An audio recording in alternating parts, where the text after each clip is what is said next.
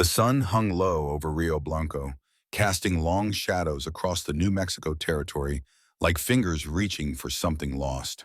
Dust swirled in lazy spirals where Nathan Graves worked, his hammer striking the fence post with the rhythm of a man who knew the value of honest labor. Each blow echoed across the empty land, a sound as familiar as his own breathing.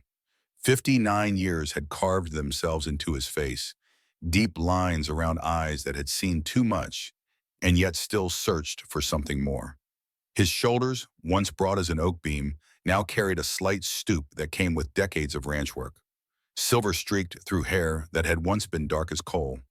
His hands, weathered and scarred, moved with practiced efficiency despite the ache in his knuckles that spoke of coming rain. He paused, wiping sweat from his brow with the back of his hand, and looked toward the boy working beside him. Samuel, 16 years old and still growing into himself, all awkward limbs and uncertain movements. The boy swung the hammer with determination but little skill, missing the nail twice before finally driving it home. 3 months. That was all the time they had lived together.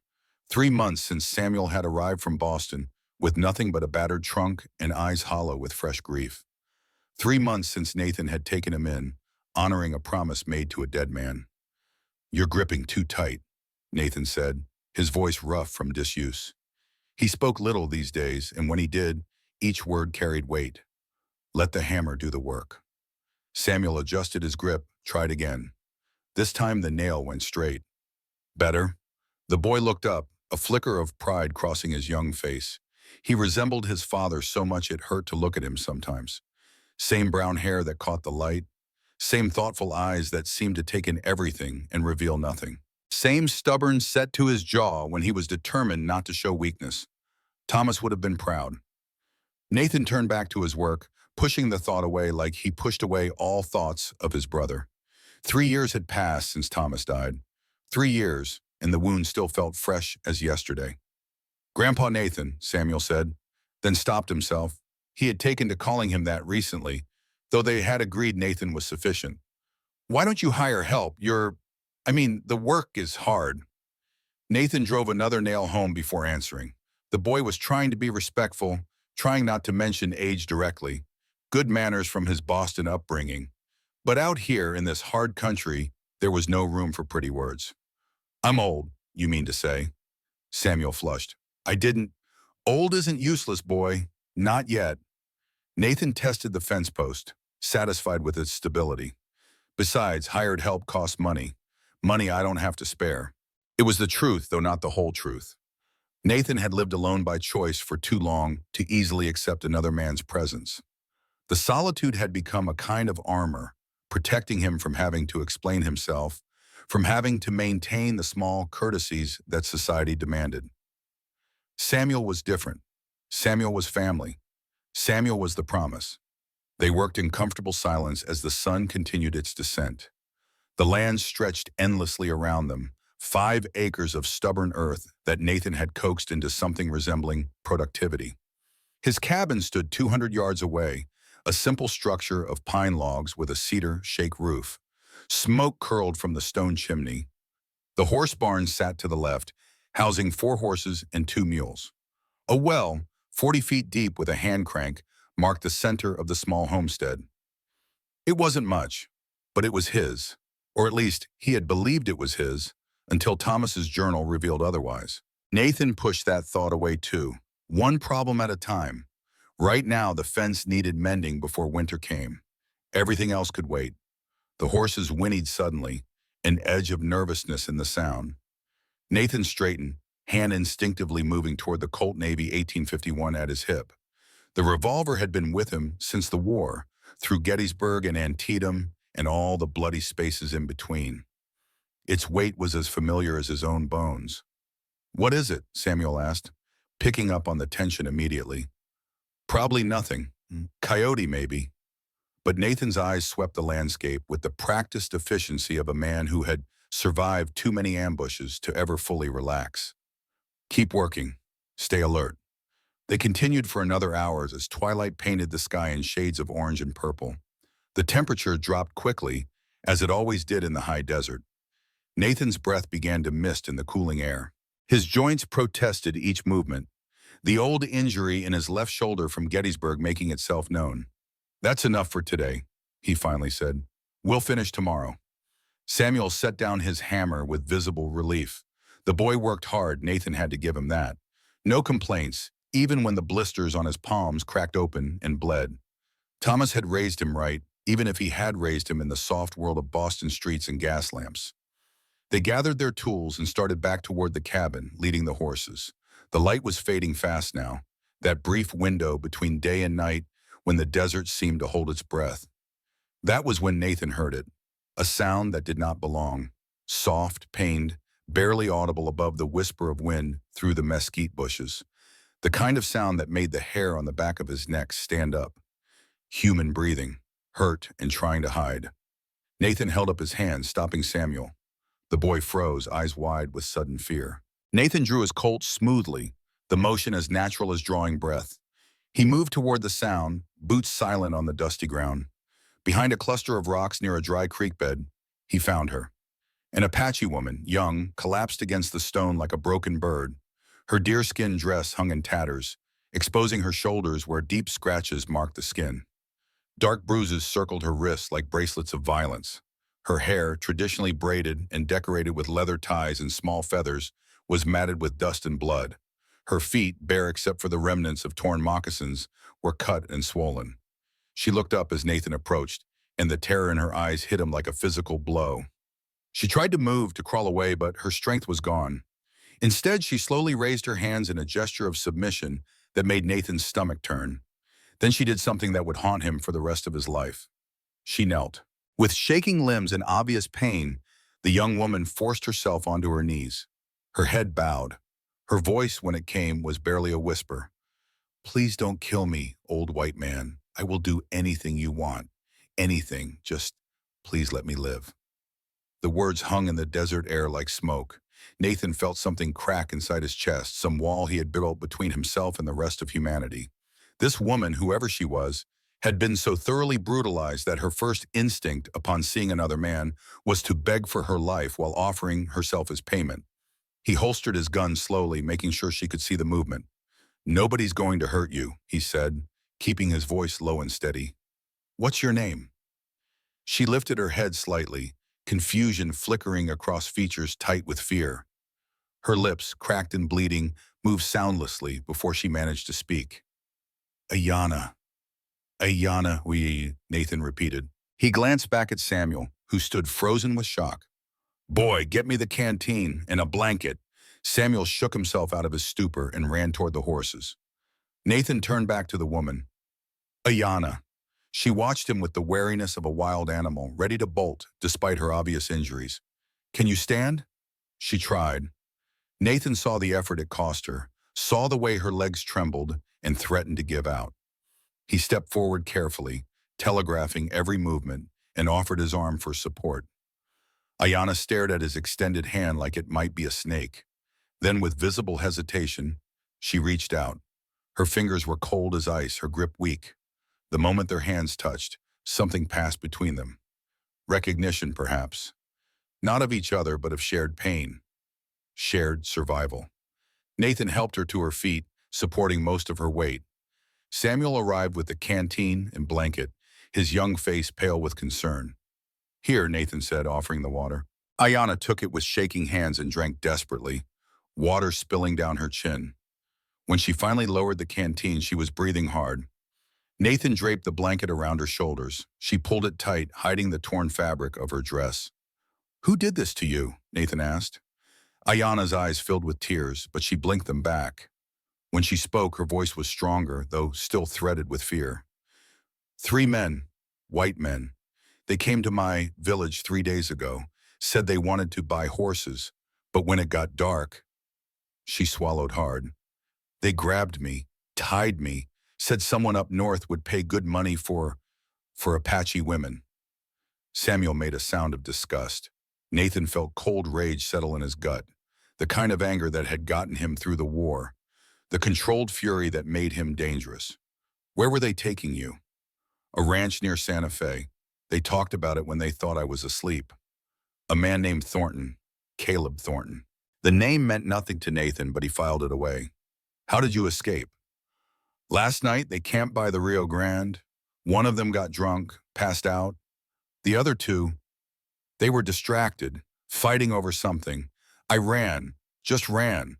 I ran all night until I couldn't run anymore. Until I fell here. Her voice broke on the last word. The tears she had been holding back finally spilled over. Nathan looked at Samuel, saw his own emotions reflected in the boy's face.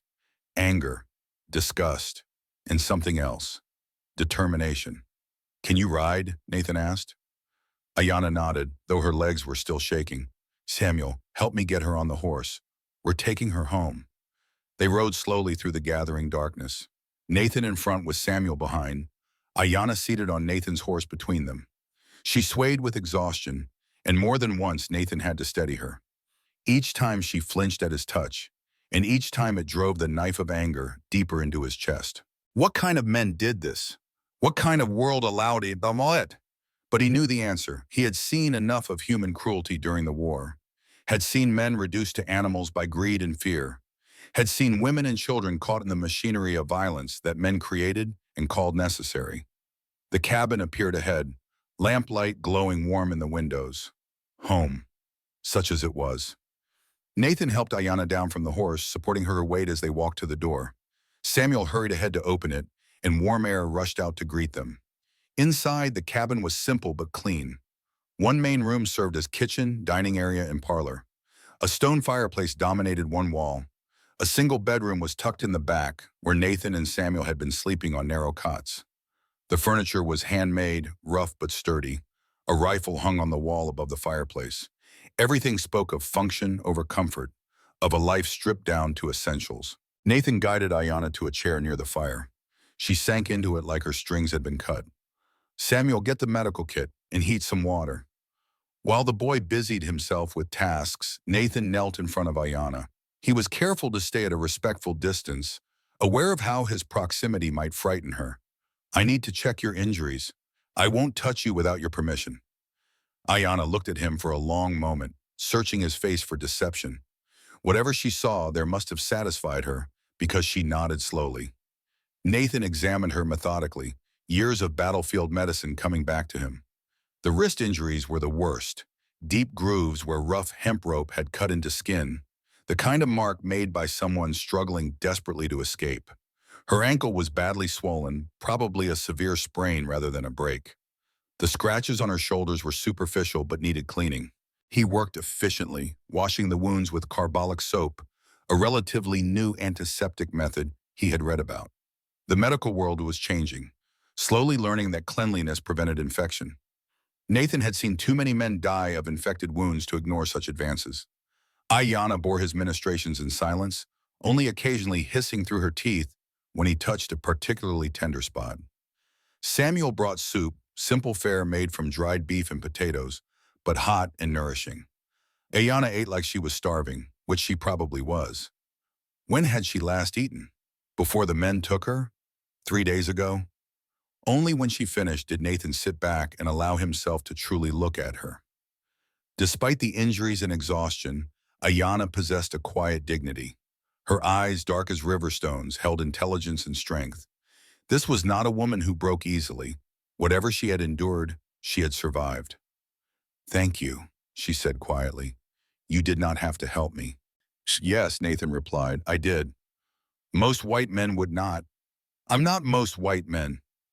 Ayanna studied him, tilting her head slightly. No, I can see that, but why? It was Samuel who answered, surprising them both. Because his brother died helping Apache people, and Grandpa Nathan keeps his promises. The words hung in the air. Nathan felt his throat tighten. The boy had been listening, absorbing more than Nathan had realized. Ayanna's eyes widened. Your brother died for my people? Nathan stood abruptly, uncomfortable with the direction of the conversation. You should rest. Take the bed. Samuel and I will sleep out here. No, Ayanna protested. I cannot take your bed. You can and you will. Nathan's tone left no room for argument. Samuel, help her to the room. The boy offered his arm and Ayanna reluctantly accepted. She limped toward the bedroom, exhaustion evident in every movement. At the doorway, she paused and looked back at Nathan. What will you do if the men come looking for me? Nathan met her gaze steadily. They won't take you. They are three. You are one old man and a boy. I've faced worse odds. Something flickered in Ayana's eyes, respect perhaps, or recognition that he meant every word. Why? She asked again. Why risk yourself for a stranger? For an Apache? Nathan was silent for a long moment. When he finally spoke, his voice was rough with emotion he rarely allowed himself to feel. Because 3 years ago, my brother Thomas saw a family being attacked. Apache family. He could have ridden past. Should have, probably. But he didn't. He stopped. He fought. He saved them. And they killed him for it. Ayana's hand rose to her mouth. The white settlers around here, they didn't understand. Said Thomas had betrayed his own kind. Wouldn't buy my cattle after that. Treated me like I had some kind of disease. But the Apache family he saved, they buried him with honor. Gave me this. Nathan touched the turquoise necklace at his throat, hidden beneath his shirt. Told me Thomas died as a warrior should, protecting the helpless. He looked directly at Ayana. Before he died, Thomas wrote me a letter. Said if anything happened to him, I had to take care of Samuel. Teach him to be a good man, a man of honor.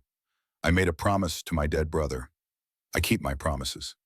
Tears streamed down Ayana's face now. Your brother, he had a noble heart. Yes, and Samuel deserves to learn what that means. So when I saw you there, begging for your life, offering yourself just to survive, Nathan's jaw clenched. I couldn't walk away, won't walk away. Those men who took you, they're going to learn that some things are different to them. Some people fight back. Ayana wiped her eyes, straightened her spine. When she spoke, her voice was steady. I am the daughter of Chief Neshoba. My father signed a peace treaty with your government 2 months ago. If I disappear, if I am killed, my father will believe the whites have broken faith. War will come. Many will die. Nathan felt ice settle in his stomach. This was bigger than he had realized. Much bigger. That's why they took you? To start a war? I believe so. A man like Thornton, if he wants Apache land, war gives him the excuse to take it. Samuel, who had been standing quietly, spoke up. Then we have to get you back to your father. We have to stop the war. It's not that simple, Nathan said. If those men are still looking for her, the roads will be watched. And if they catch us, he didn't finish the sentence. Didn't need to. Then what do we do? Samuel asked. Nathan looked between the boy and the young woman, feeling the weight of responsibility settle on his shoulders like it had during the war. He had tried to escape this, tried to live quietly, bothering no one, asking nothing of anyone. But some responsibilities could not be escaped. Some promises demanded to be kept. First, we make sure Ayana is safe. Then we figure out the rest. Ayana nodded, accepting this. She limped into the bedroom and closed the door. Through the thin walls, Nathan could hear her moving around, settling onto the bed. Samuel looked at his grandfather. They'll come for her, won't they? Yes. And we'll fight them? Nathan studied the boy, 16 years old, should be worried about school and girls and the normal concerns of youth. Instead, he was asking about fighting grown men, asking with determination in his young eyes. I'll fight them, Nathan said firmly. You'll stay safe. No. Samuel's voice was quiet but absolute. Dad taught me to stand up for what's right. You're teaching me the same thing. I won't hide while you fight alone. Nathan wanted to argue, wanted to protect this boy from the ugliness that was coming. But looking at Samuel's face, he saw Thomas there, saw the same stubborn honor that had gotten his brother killed. Maybe some things ran in the blood. All right, Nathan said finally, but you follow my orders. No heroics. Understand? Yes, sir. They set about preparing for the night. Nathan checked his weapons. The Colt Navy had 6 rounds. His Winchester rifle held 15. He had perhaps 50 rounds total in the cabin. Not much for a sustained fight. He went outside to check the perimeter, moving quietly through the darkness. The horses were nervous, shifting in their stalls. Something had them spooked. Nathan crouched, running his fingers over the ground near the fence line. There. Fresh tracks, horse prints, moving in a slow circle around the property. Someone had been here, recently, scouting. His jaw tightened. They had less time than he thought. Back inside, he found Samuel sitting at the table, cleaning the rifle with practiced hands. The boy had learned well these past 3 months. "We have company coming," Nathan said quietly. "Probably tomorrow." Samuel's hands stilled. "How many?" "Can't tell from the tracks. At least 2, maybe more." "What do we do?" Nathan sat across from him, feeling every one of his 59 years. "We prepare. Board up some windows. Check our ammunition. Make sure we have water, food, then we wait. And when they come, we negotiate if we can, fight if we must." Samuel met his eyes. "You think they will negotiate?" "No, men who steal women don't negotiate. They take. Then we fight." Nathan nodded slowly. "Then we fight." They worked through the night, taking turns sleeping and standing watch. Nathan took the first watch, sitting in the darkness with his rifle across his knees. The desert night was cold and clear, stars scattered across the sky like thrown sand. Beautiful and indifferent. He thought about Thomas, about the letter his brother had written, carefully penned words that now sat in a lockbox under the floorboards, about the promise he had made, about the boy sleeping fitfully near the fire. Samuel had lost so much. First his father, then his mother, to consumption just 3 months ago. The boy had come west expecting to find family, to find a home. Instead, he had walked into violence and danger. But he had not run, had not complained, had simply rolled up his sleeves and gotten to work. There was steel in the boy, forged by loss. Thomas would have been proud. At midnight, Nathan woke Samuel for his watch. The boy sat up immediately, alert. "Anything?" he asked. "Quiet. Too quiet. Wake me if you hear anything unusual." Nathan lay down on the hard floor, his body protesting. Sleep came slowly, interrupted by old dreams of old battles. Gettysburg, the stone wall, the smell of blood and powder smoke, the screams of dying men. He jerked awake to Samuel's hand on his shoulder. "Grandpa, Dawn's coming, and there's something you need to see." Nathan was on his feet instantly, rifle in hand. He moved to the window, peering through the gap in the shutters. 3 horses stood at the edge of the clearing. 3 men sat mounted, waiting. As the sun broke the horizon behind them, they became silhouettes against the light. Dark figures that could have been demons rising from hell itself. One of them raised a hand, a signal perhaps, or a greeting, or a threat. "Stay here," Nathan told Samuel. "Watch Ayanna. If shooting starts, get her to the root cellar under the kitchen." "But do it." Nathan stepped outside, carrying his rifle loosely in his hands. Not aimed, but ready. Always ready. The 3 men did not move. They simply waited, letting him come to them. Confident, arrogant. As Nathan drew closer, he could make out their features. The one in the middle was clearly the leader. Older than the others, maybe early 50s, with gray stubble and coal blue eyes. He wore a duster coat and a battered hat. A revolver hung at his hip. The man to his left was younger, late 20s, with red hair and a scar running down his cheek. Mean-looking, the kind of mean that came from enjoying cruelty. The third was heavy-set, 40-ish, with a round face and small eyes. He held a rifle across his saddle. "Morning," the leader said. His voice was casual, like they were neighbors meeting at a property line. "Name's Marcus Webb. We're looking for something that belongs to us." Nathan stopped 20 feet away. "Nothing here belongs to you." Marcus smiled, though it never reached his eyes. "See, that's where you're wrong, old-timer. We're missing a piece of property. Young Apache woman. We tracked her here to your place." "Don't know what you're talking about." "No?" Marcus leaned forward in his saddle. "Then you won't mind if we take a look around, just to be sure." "I do mind. This is private property. You're not welcome." The redhead spoke up, his voice harsh. "Listen, Grandpa, we ain't asking. That woman is worth $2,000 to our employer. We're not leaving without her." Nathan's grip on the rifle tightened slightly. "Maybe you didn't hear me. You're not welcome here. Turn around, right away, while you still can." Marcus studied him for a long moment. "You know, you seem familiar. Have we met?" "Don't think so." "Sure about that? Because there's something about you, the way you stand, The way you hold that rifle, like a soldier. Nathan said nothing. Were you in the war? Marcus pressed. Long time ago. Which side?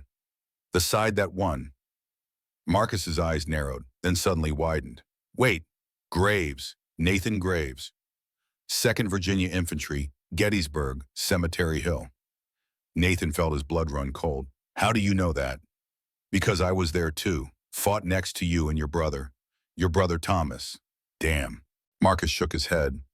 Small world, Nathan. Small world. The other two men exchanged glances, confused by this turn. Nathan's mind raced. Marcus Webb. The name tugged at memory.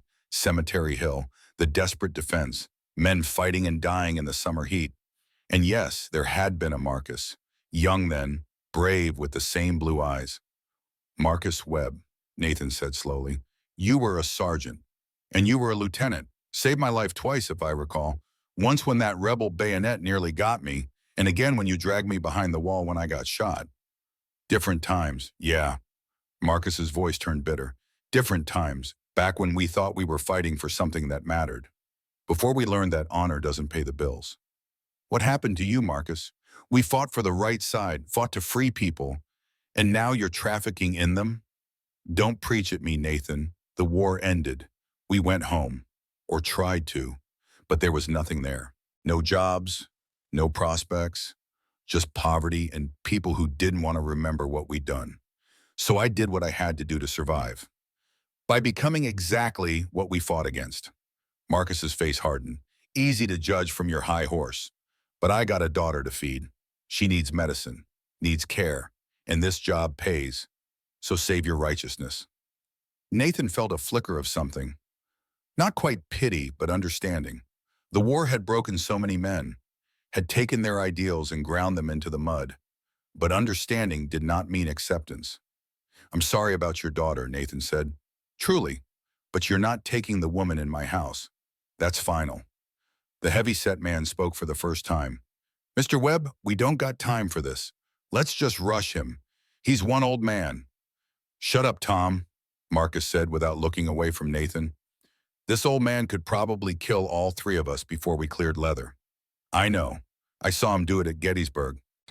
Tom and the redhead shifted nervously in their saddles. Marcus sighed.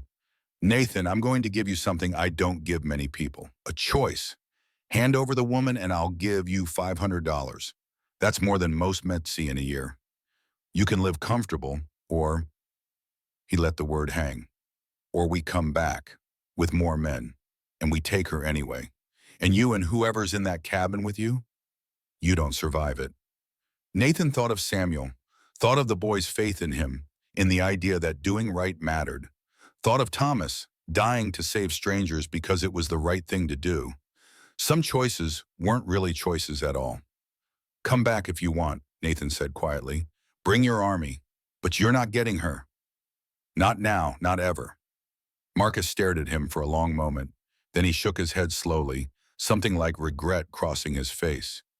You always were the stubbornest son of a bitch I ever met. That's going to get you killed.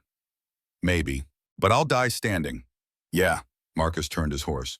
You will. I'll give you one day, Nathan. One day to change your mind. After that, we're coming, and I won't be able to stop what happens. The three men rode away, disappearing into the morning light. Nathan stood watching until they were specks on the horizon. Then he walked slowly back to the cabin. Samuel was waiting at the door, pale but steady. I heard. Good, then you know what's coming. They'll be back. Yes, with more men. Yes, Samuel took a deep breath. Then we need to be ready. Nathan looked at the boy, really looked at him, saw not a child but a young man standing at the threshold of something terrible, standing there willingly because he believed it was right. Samuel, Nathan said carefully, this isn't your fight. You could take one of the horses, ride to Fort Stanton, the army would protect you. And leave you? Leave Ayanna? To save your life, yes. Samuel's jaw set in that stubborn line Nathan recognized. No, Dad didn't run when that Apache family needed help. You're not running now, neither am I. Pride and fear warred in Nathan's chest. Pride won, but only barely. All right then, let's get to work. They spent the morning fortifying the cabin. Nathan showed Samuel how to reinforce the doors with extra timber, how to create firing positions at the windows, how to calculate fields of fire, all the brutal mathematics of survival. Ayanna emerged from the bedroom, limping but determined. "What can I do?" "Rest," Nathan said. "Heal." "No, if you fight for me, I fight beside you. You can barely walk. Then I will fight sitting down." Nathan almost smiled. "Almost. Can you shoot?" "My father taught me, not rifles, but I learned fast." He showed her how to load and fire the rifle, how to work the lever action, how to aim. She absorbed the information quickly, her hands steady despite her injuries. By midday, the cabin looked more like a fort. Provisions were stacked near the walls, water buckets filled and ready, weapons loaded and positioned. They had done everything they could. Now came the waiting. Samuel found Nathan standing on the porch, staring out at the empty land. "Grandpa?" "Yes?" "Are we going to die?" The question was asked without drama, just simple curiosity.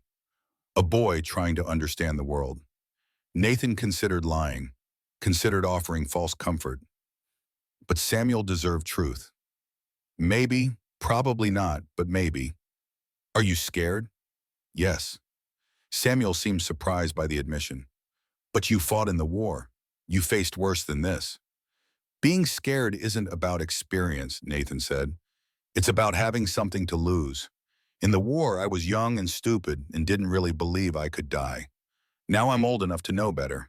And I have you to worry about." "I'm sorry I'm making this harder for you." Nathan turned to face him. "No, you're making it worth it.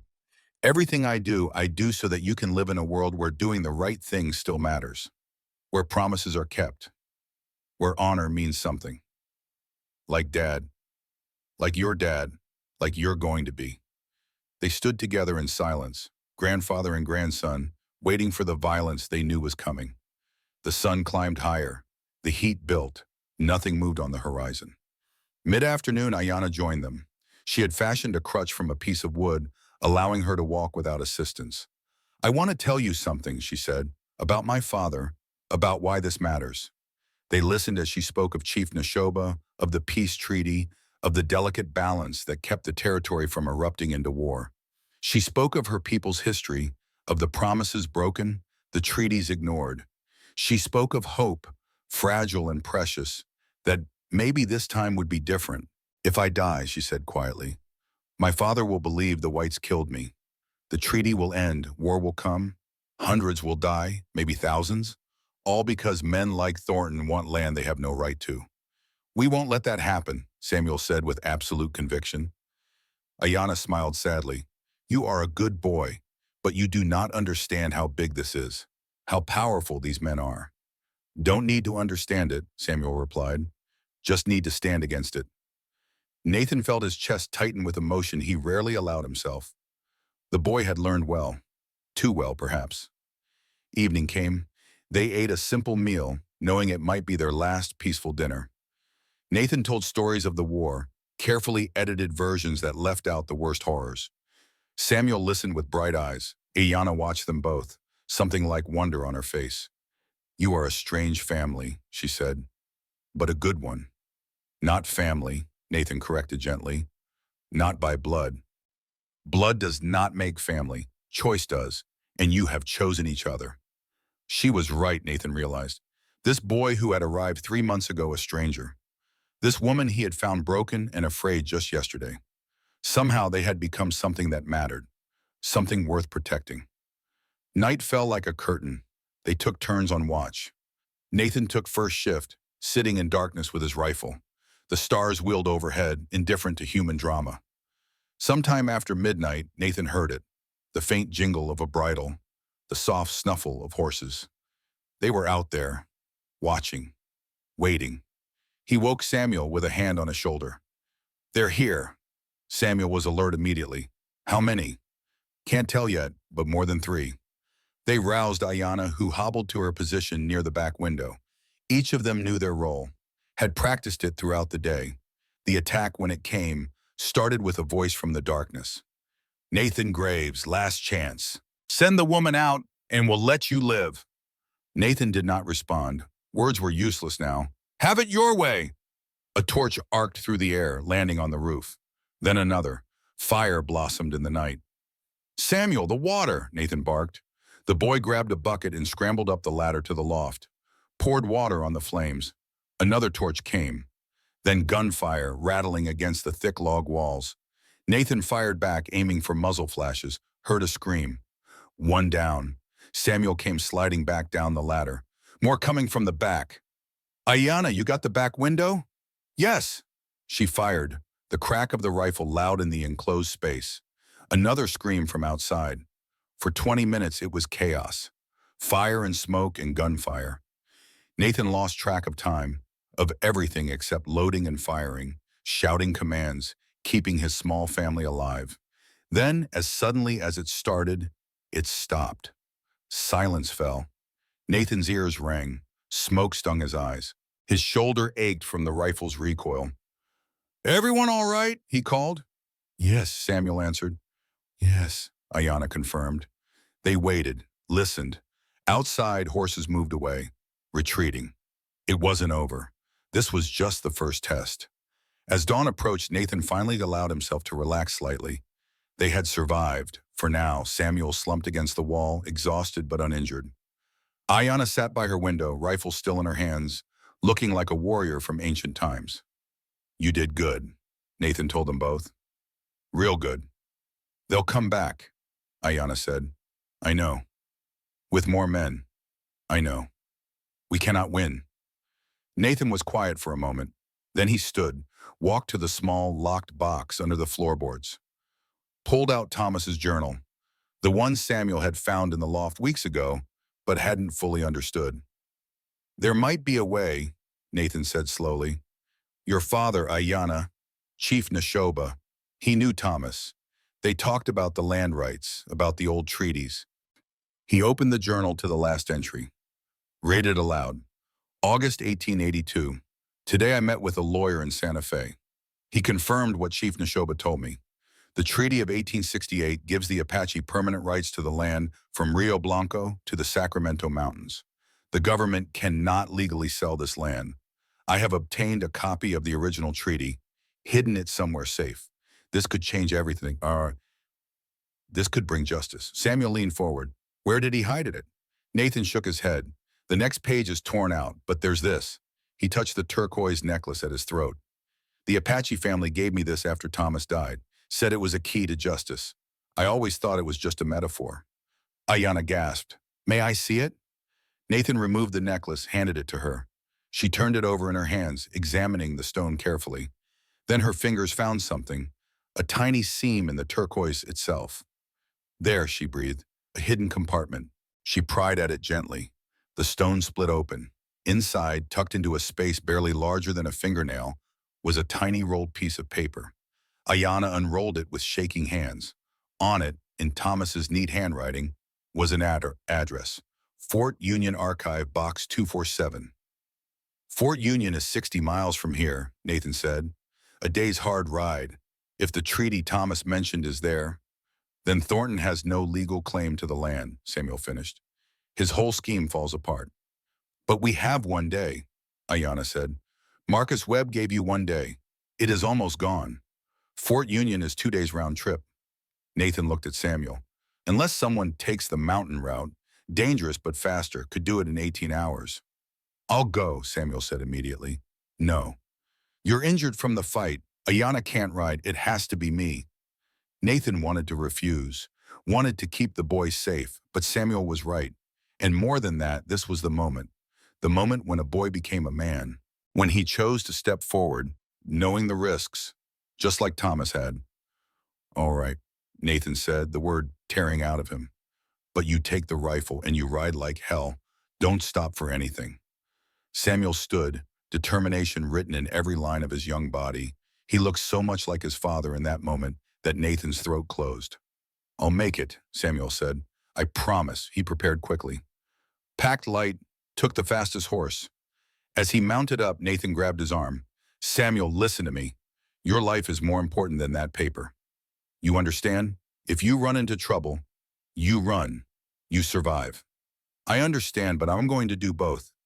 Get the treaty and survive. Because you and Ayana are counting on me. He rode out as the sun crested the horizon, a young rider racing against time and fate. Nathan watched until he disappeared from sight, then turned to find Ayana standing beside him, balanced on her crutch. He will make it, she said. He has the spirit of his father and the heart of his grandfather. I hope that's enough. Hope is all we have. Hope and each other. They went back inside the battered cabin and prepared to hold it for one more day. Just one more day. Then everything would change. The morning sun climbed slowly over the New Mexico territory, painting the scrubland in shades of copper and gold. Nathan Graves stood at the cabin window, watching the empty horizon where Samuel had disappeared hours ago. His grandson, his responsibility, his promise to a dead brother, now riding toward danger through mountain passes that could kill a man a dozen different ways. 59 years old, and Nathan had never felt more helpless. Behind him, Ayana moved about the cabin with surprising efficiency despite her injured ankle.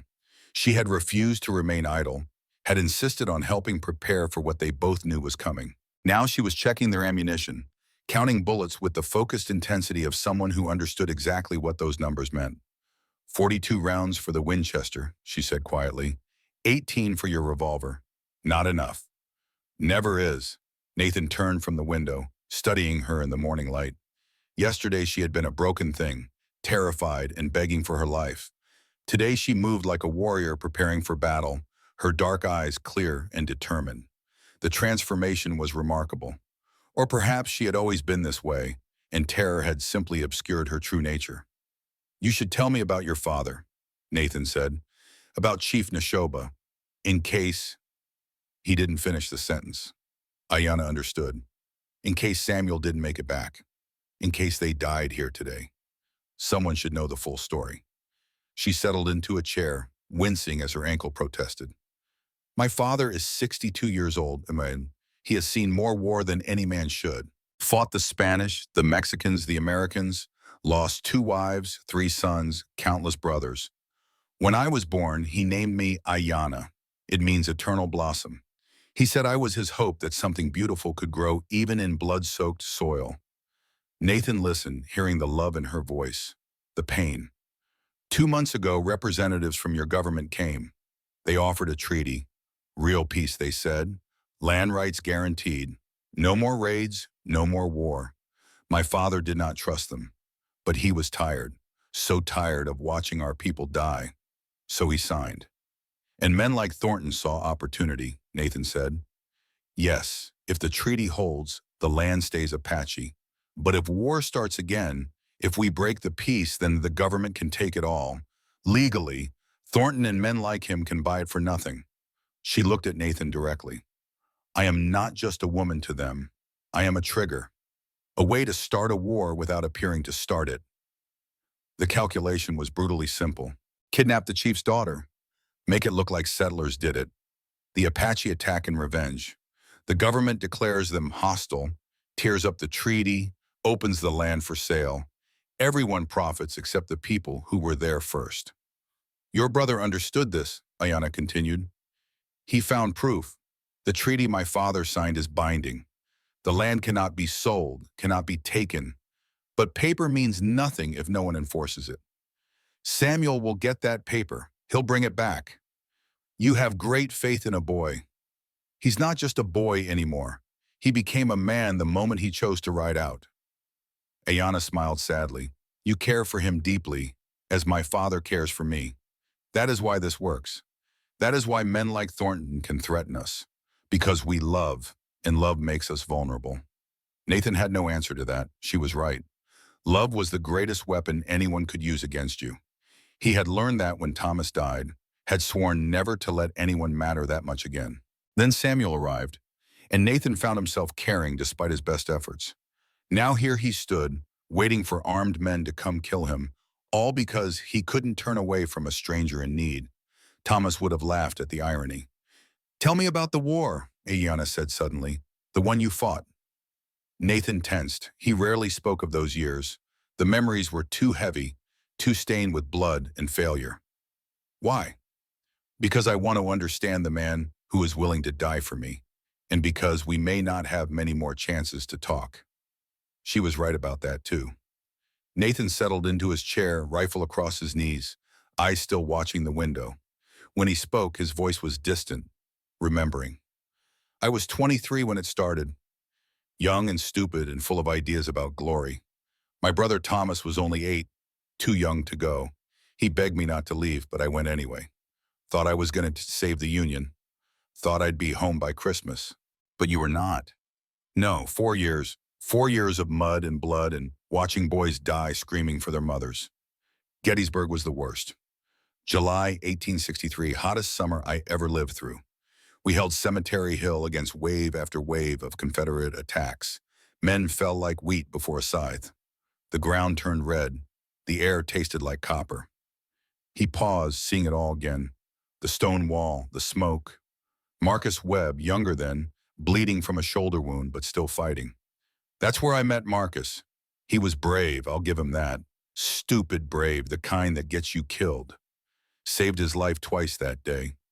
He saved mine once. When you fight beside a man like that, bleed beside him, you think you know him, think you can trust him forever. But people change, Ayanna said quietly. Yeah, war changes some men for the better, makes them stronger, gives them purpose, changes others for the worse. Marcus, he came home to find his wife dead, his farm gone, his daughter starving. The world had moved on without him, so he did what he had to do. Started taking jobs that required a hard man with no conscience. Started doing things that would have shamed the soldier he used to be. You pity him. I understand him. There's a difference. Nathan looked at her. Understanding doesn't mean accepting. He made his choices. Now he has to live with them. Or die with them. Or die with them. They fell silent. Outside, a hawk circled lazily on thermal currents, hunting. Beautiful and deadly. Nathan envied its simplicity. Hawks didn't wrestle with conscience. They just survived. Around mid-morning, Nathan spotted movement on the horizon. Not riders yet, just dust rising in the distance. Someone was coming. Ayanna, get to your position. She moved immediately, taking her spot by the back window. They had cleared firing lanes, stacked furniture for cover, prepared as best they could. But Nathan had fought enough battles to know that preparation only went so far. Eventually, it came down to will. Who wanted to live more? Who was willing to pay the higher price? The dust cloud grew closer, resolved into shapes. Riders. Nathan counted them carefully. 8. No, 9. More than he had expected. How many? Ayanna called. Too many, Nathan replied honestly. 9 that I can see. He heard her sharp intake of breath. 9 against 2. 9 healthy men against 1 old soldier and an injured woman. The mathematics were brutal, but mathematics didn't account for everything. The riders stopped at the edge of rifle range, just beyond easy shooting distance. Smart. They were being cautious now, after losing men in last night's attack. They had learned to respect what waited in this cabin. Marcus Webb rode forward alone, hands visible and empty, a white flag tied to his saddle. Nathan stepped out onto the porch, rifle ready, but not aimed. That flag doesn't mean much coming from a man who tried to burn me out last night. Marcus reined in his horse. In the morning light, Nathan could see the exhaustion on his old comrade's face, the lines of stress. This was eating at him. That wasn't supposed to happen, Marcus called. I told them to wait. They got impatient. Men died because of that impatience. I know, and I'm sorry for that. But it doesn't change what has to happen here, Nathan. Then why the flag? Why talk? Marcus was quiet for a moment. When he spoke, his voice carried a note of genuine regret. Because I owe you, for Gettysburg, for pulling me behind that wall when the Minié ball took me in the shoulder. I owe you my life. Then honor that debt. Right away. Can't do that, my daughter. Nathan. She's dying. Consumption. Same thing that killed my wife. The doctors in Tucson say there's a sanatorium in California that might save her. Might, but it costs money I don't have. Thornton's paying me $2,000 for this job. That's enough. Enough to maybe give my little girl a chance. Nathan felt his chest tighten. A daughter dying, a father desperate. He understood that desperation, could feel it in his own bones when he thought of Samuel out there in the mountains. But understanding still didn't mean accepting. I have a grandson, Nathan said, 16 years old, only family I got left, and I'm teaching him that some things matter more than survival, that a man's word matters, that protecting the helpless matters. If I hand over Ayana to save my own skin, what does that teach him? It teaches him that his grandfather is alive. That's a pretty good lesson. No, it teaches him that principles are just pretty words until they cost something. And then we abandon them. I won't do that. Can't do that. Marcus closed his eyes. Damn you, Nathan. Damn your stubborn honor. Don't you understand? We're not young men anymore. We don't have to prove anything. We did our fighting. We earned the right to look away. No, we earned the responsibility to stand firm. That's what the war was supposed to be about, wasn't it? Standing against evil? Or did all those boys die for nothing? They died because old men with ideas sent young men to kill each other. That's all war ever is. Maybe, but we still have to live with what we did, what we failed to do. I failed my brother, Marcus. He died doing the right thing while I was miles away, safe. I live with that every day. I won't fail again. Marcus opened his eyes and Nathan saw tears there. Actual tears on the face of a man who had survived Gettysburg. Then I can't help you. Thornton's men, they're not like me. They don't have debts or memories or honor. They're killers, Nathan, pure and simple, and they're going to come through that door whether you're ready or not. Let them come. What about the boy? Samuel? You willing to let him die too? Samuel's not here. He's safe. Marcus's eyes sharpened. Where? Nathan said nothing. Damn it, Nathan. Where did you send him? None of your concern. Marcus stared at him for long seconds. Then understanding dawned. The treaty. Thomas's journal. You sent the boy for the treaty. Nathan kept his face carefully blank, but Marcus knew him too well. Fort Union, Marcus said. Marcus looked away, conflict written across his weathered face. For a long moment, he said nothing. Then, so quietly Nathan almost didn't hear. That mountain route. It's dangerous. Lots of places for an ambush. Samuel knows the risks. Does he know Thornton's probably sending riders after him right now? Marcus met Nathan's eyes. Fast riders. Men who won't hesitate to kill a boy. Nathan felt ice in his stomach, but kept his expression neutral. Marcus shook his head slowly. I told Thornton I'd bring the woman back, but I never said when. He glanced back at his men, then back to Nathan. Takes time to organize an assault, check weapons, rest the horses. Could take, I don't know, 6, maybe 8 hours before we're ready to move. Shame if that delayed anyone else too. Understanding passed between them. Marcus was giving Samuel time. Not much, but something. Why? Nathan asked. Because at Gettysburg, you didn't leave me to die when you could have. Because that boy's father died doing the right thing. And because maybe, Marcus's voice dropped, maybe I'm tired of being the man I've become. That's the only place it could be. And the boys taking the mountain road, trying to beat us back. Smart. He rubbed his face wearily. Thornton's going to send riders after him. Fast riders. That boy's in danger, Nathan. Samuel can handle himself. He's 16 years old, going against men who kill for money. He's going to die out there. Then I guess we both made our choices. And we'll both live or die by them. Marcus jerked his horse around, anger and frustration clear in every line of his body. You're a fool, Nathan Graves. An honorable fool, which makes it worse. When they bury you, that honor will make a fine epitaph. But you'll still be dead. He rode back to his men. Nathan watched them confer, saw the gestures, the arguments. Finally, Marcus pointed toward the cabin and rode away, not looking back. The other 8 men remained. Nathan went back inside, found Ayana standing near her window, pale but steady. He offered you a way out, she said. It wasn't a question. Yes. And you refused? Yes. Why? You could have negotiated, saved yourself. Nathan checked his ammunition again, more for something to do than from need. When I was a young soldier, I watched men break under pressure, saw them abandon positions, abandon comrades, abandon everything they believed because fear took over. I swore I'd never be one of them. Swore I'd hold the line no matter what. I held it at Gettysburg. I'll hold it here. Even if it costs you everything? Especially then. That's when it matters most. Ayanna moved closer, balancing on her good leg. Nathan Graves, you are either the bravest man I have ever met or the most foolish. Probably both. She reached out, touched his arm gently. Whatever happens today, know that my father will hear of this. My people will remember. You will not be forgotten. I'm not doing this to be remembered. I know. That is why you will be.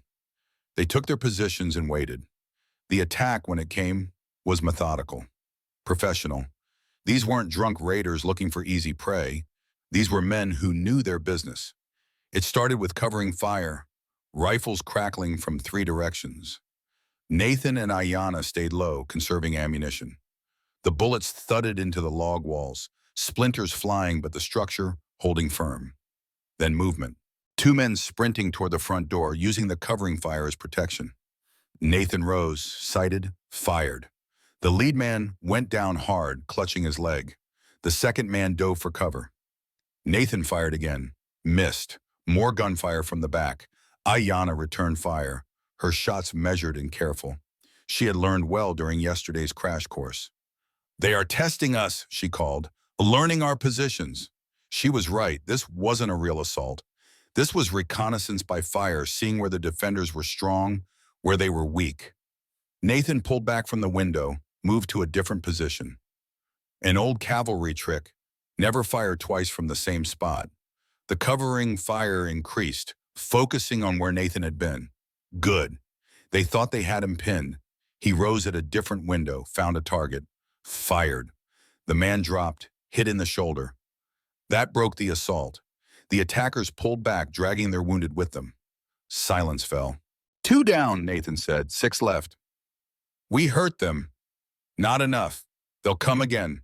Smarter next time. He was reloading when he heard it, a sound that made his blood run cold. Chopping. Rhythmic chopping. They were cutting wood. What are they doing? Ayanna asked. Nathan moved to the front window, peered carefully out. His stomach dropped. Making a battering ram. They're going to try to break down the door. Can they? He examined the door, the reinforced timbers he and Samuel had added. Strong, but everything had its limits. Maybe, depends how determined they are. Then we must stop them before they try. Can't, they're working behind cover, I don't have a clear shot. They listened to the chopping continue. Patient, methodical. The sound of men who had all the time in the world, while their prey had none. Nathan's mind raced, options narrowing. Samuel was still hours away, probably just reaching Fort Union. Even if everything went perfectly, he wouldn't be back until late tonight. Nathan had to hold until then, had to keep Ayanna alive that long. But how? The cabin was strong but not a fortress. 9 men could eventually overwhelm 2 defenders through sheer weight of numbers, unless Nathan could change the mathematics somehow. An idea formed. Dangerous, almost certainly fatal if it went wrong, but sitting here waiting to be overrun was fatal too. Ayanna, he said slowly, how good a shot are you? I hit what I aim at. Could you hold this position alone for 15, maybe 20 minutes? Her eyes widened. Alone? What are you going to do? Something stupid, something they won't expect. Nathan, no, whatever you are thinking, it is too dangerous. Everything's dangerous now. At least this way we have a chance. He checked his revolver, made sure it was fully loaded. 6 shots would have to be enough. When I go out, they'll focus on me. That's when you move to the front window. Anyone who comes at the door, you shoot. Don't hesitate. Don't think, just shoot. You are going outside, into the open. They will kill you. Maybe, but I'll kill some of them first. And more importantly, I'll disrupt their plan. Right now, they control the pace. We need to change that. Ayanna grabbed his arm. This is madness. You will die. Probably, but you'll live. And Samuel will get back with that treaty. And your father will know what happened here. That's worth dying for. Not to me, not if you die. Nathan covered her hand with his. I'm 59 years old. I've had my time. But you're young. You have a whole life ahead. And Samuel, he needs to come home to something. Needs to know his sacrifice meant something. So I'm asking you to hold this position. Can you do that? Ayana's eyes filled with tears, but she nodded. I will hold it. I swear it. Good girl. Nathan moved to the back door, the one facing away from where the attackers had positioned themselves. Took a deep breath, thought of Thomas, of Samuel, of all the men who had died at Gettysburg because someone had to hold the line. Today, he would hold the line. He opened the door and ran. The first few seconds were chaos. Shouts of surprise, the crack of rifles, bullets whining past like angry hornets. Nathan sprinted for the nearest cover, a water trough 30 yards from the cabin. A bullet tugged at his sleeve. Another kicked up dust at his feet. Then he was behind the trough, breathing hard, heart hammering. He risked a look, saw 3 men repositioning, trying to get an angle on him, saw others moving toward the cabin, taking advantage of the confusion. That's when Ayana opened fire from the front window. The men advancing on the cabin dove for cover as her shots cracked out. One wasn't fast enough. Went down hard. 5 left. Nathan Rose fired 3 quick shots. 2 hit, shattering the planks the men were using for cover. The third went wide. The men scrambled back. This was working. He had disrupted their rhythm, forced them to split their attention. But he was also pinned down now, separated from the cabin, with only a water trough between him and death. He heard the roar of rifles, felt the impact as bullets slammed into the trough. Water began to leak through the holes. Wouldn't take long before the wood failed completely. Nathan reloaded with shaking hands, 3 rounds left in his belt pouch. After that, he was down to what he carried. Movement to his left, a man trying to flank him. Nathan turned, fired. The man dropped with a scream, 4 left. But his position was failing.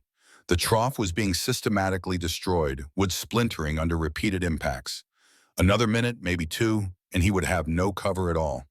He heard Ayana firing from the cabin. Good, she was holding them off the front. But Nathan could see 2 men circling wide, using the barn as cover.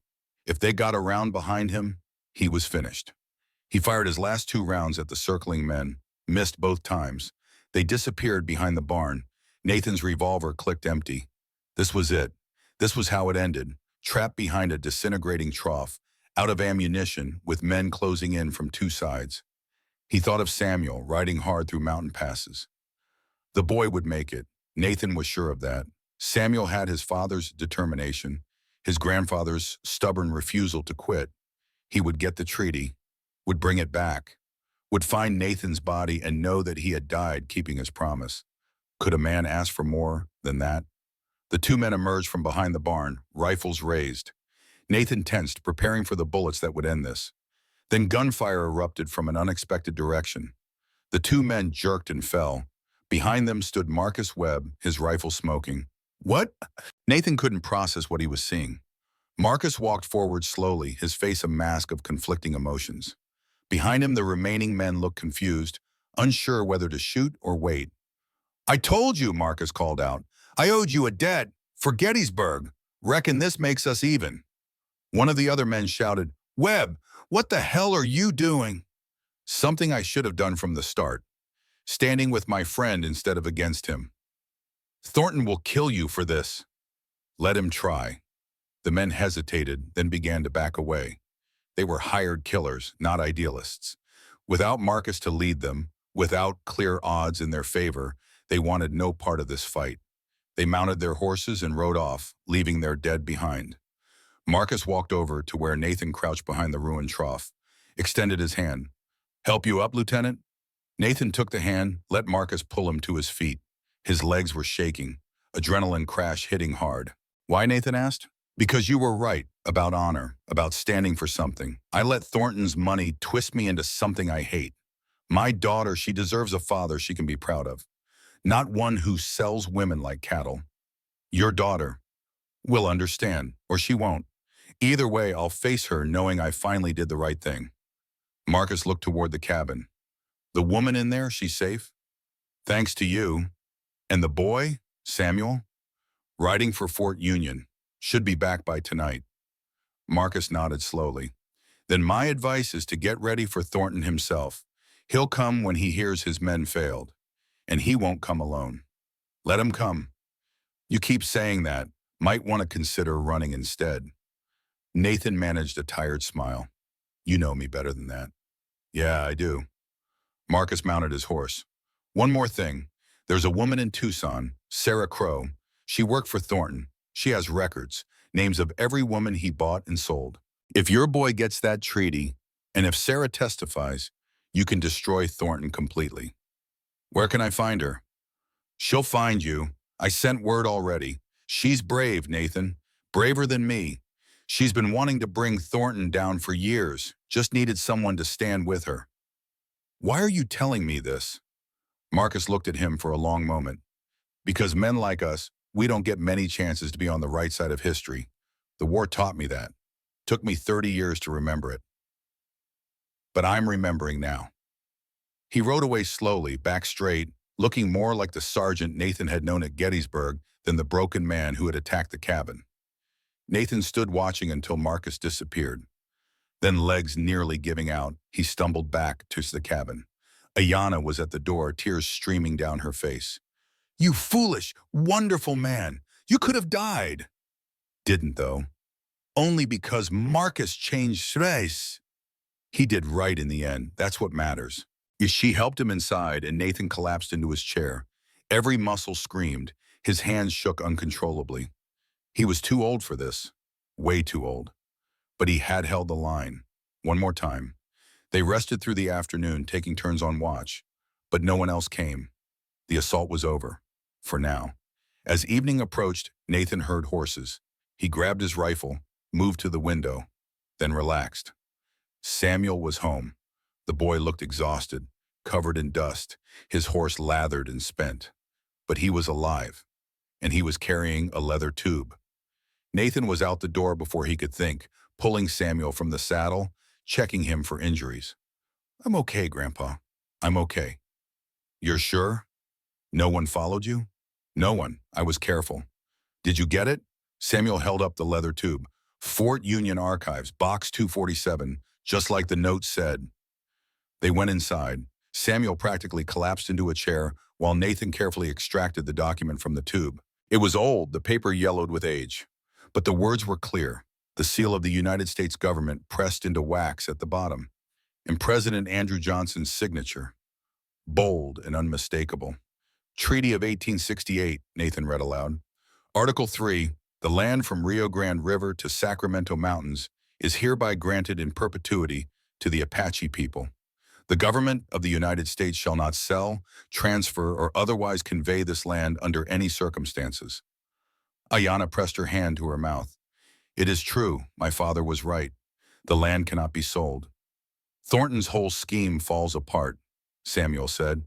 Without legal right to the land, he can't profit from a war. He can't buy what doesn't exist. Nathan carefully rolled the treaty back up.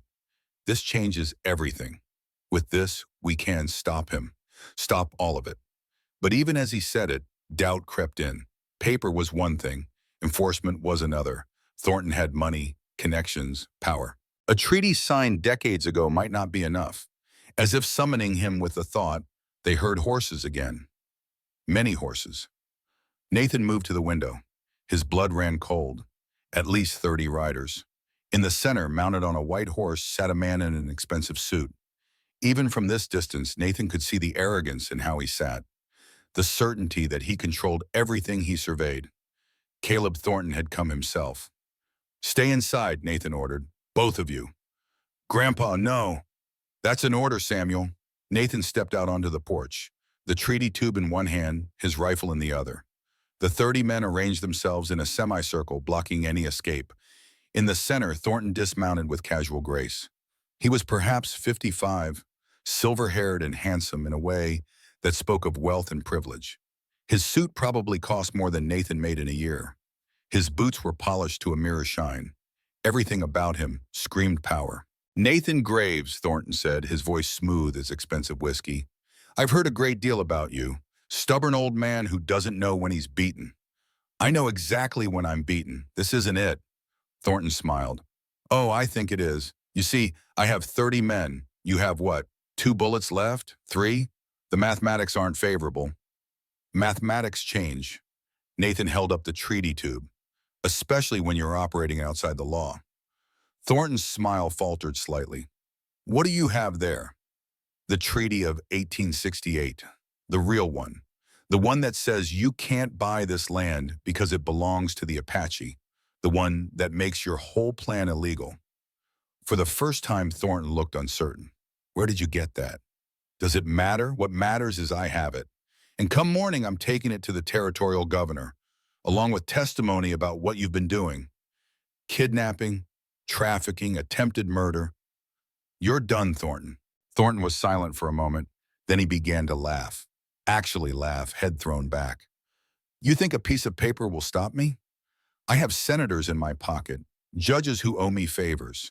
The governor himself accepted my campaign contribution. That treaty is meaningless without someone to enforce it, and no one will, because I own them all. Not all, said a woman's voice.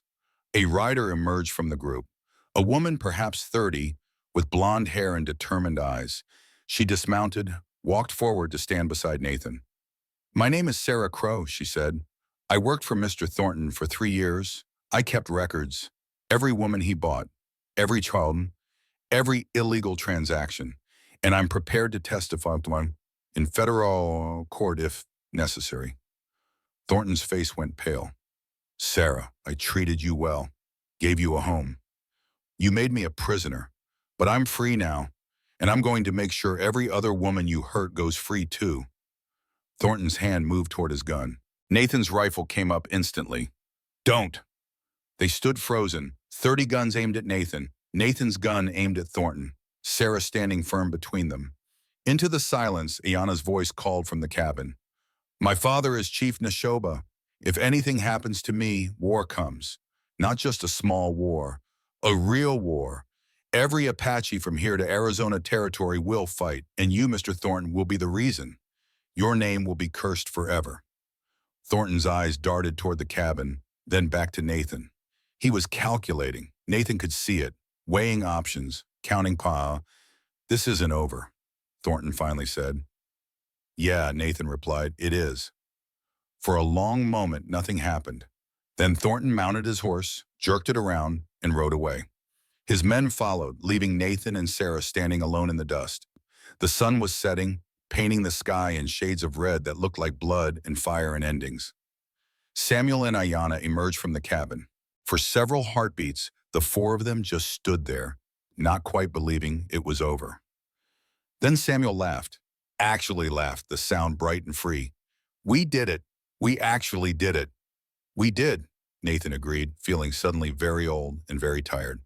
Ayana moved to Sarah, embraced her. Thank you. You are very brave. No, Sarah said, you are brave. I just finally found my courage. They went inside as darkness fell, built up the fire, ate a simple meal that tasted better than any feast, and slowly the tension began to drain away. Samuel fell asleep first, exhausted from his ride. Sarah and Ayana talked quietly, sharing stories of survival. Nathan sat apart, watching them all, thinking about what had happened. Marcus had found his redemption. Sarah had found her courage. Ayana had found safety. Samuel had found his manhood. And Nathan? What had he found? Purpose, maybe, the thing he had lost when Thomas died. The reason to keep going beyond simple survival. Later, when the others had settled in for sleep, Nathan stood on the porch alone. The stars were brilliant overhead, cold and eternal. Somewhere out there, Marcus was riding toward whatever came next. Thornton was plotting revenge or escape. The world was still turning, still full of danger and uncertainty. But here, in this small cabin, they had won. For today they had held the line. And tomorrow they would do it again if they had to. Nathan touched the turquoise necklace at his throat, thought of Thomas, of promises kept and debts honored. We did it, brother, he whispered to the night. Your boy came through, just like you knew he would. The wind carried his words away, but Nathan felt lighter somehow, as if a burden he had carried for 3 years had finally begun to lift. Tomorrow would bring new challenges. Thornton wouldn't go quietly. There would be lawyers, courts, maybe more violence. But they had the treaty, they had witnesses, they had the truth. And sometimes, against all odds, the truth was enough. Nathan went back inside, barred the door, and allowed himself to sleep. Deep, dreamless sleep, the kind that came only when a man knew he had done everything possible, given everything necessary. The kind of sleep earned by keeping promises, no matter the cost. The dawn came gentle over the New Mexico territory, washing the land in soft gold that made everything look new. Nathan Graves stood on his porch, coffee cup warming his weathered hands, and watched the sun climb. His body ached in a dozen places from yesterday's fight, old wounds and new bruises making themselves known with each small movement. But he was alive. They were all alive. That was worth some pain. Inside the cabin, he could hear the quiet sounds of others stirring. Samuel's yawn, the creak of Ayanna's careful footsteps as she favored her healing ankle, Sarah's soft humming as she prepared breakfast.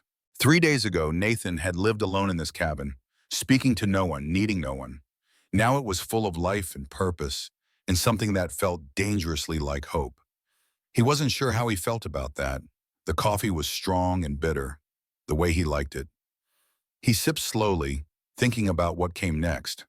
Thornton had retreated, but men like that didn't simply give up. They regrouped. They found new angles of attack. The treaty was safe, locked in the small iron box Nathan kept under the floorboards. But paper alone wouldn't be enough. They needed more. They needed the law on their side. Real law, not the bought and paid for kind that Thornton controlled. Couldn't sleep either?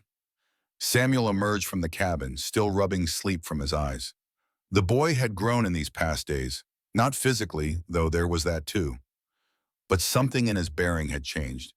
The uncertain teenager from Boston was being replaced by something harder, more sure of itself. Old men don't need much sleep, Nathan said. And I was thinking about what comes next. Yeah, Samuel leaned against the porch rail, studying the horizon like Nathan did, learning by imitation the way young men always learned. We can't just wait for Thornton to make the next move.